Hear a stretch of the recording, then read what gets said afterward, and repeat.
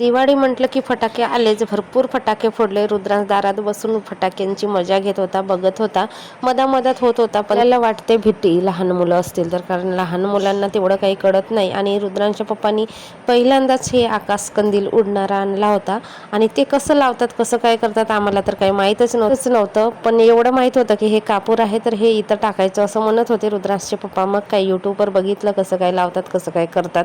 मग तशा पद्धतीने केलो आम्ही, पेटवलो.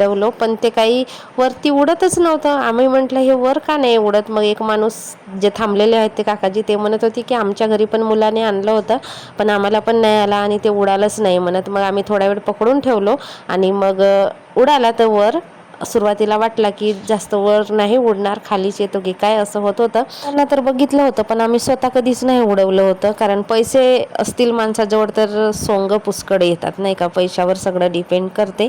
तर पहिल्यांदाच यांनी आणलं होतं, मग उडालं ते शेवटी. आम्हाला वाटत होतं उडतो की नाही, पैसे वेस्ट जातात की काय, पण भरपूर लांब गेलं, उडालं. आणि कधी विजलं, कुठे पडलं, काय होते लास्टला माहीत नाही.